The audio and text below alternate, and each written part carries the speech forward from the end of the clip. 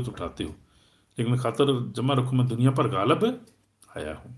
तो यीशु मसीह दुनिया पर गालिब आया, गुनाह पर गालिब आया, सिन पर गालिब आया, प्लीज शैतान पे गालिब आया, मौत पे गालिब, हर चीज पे खुदा यीशु मसीह गालिब आया। हालेलुया।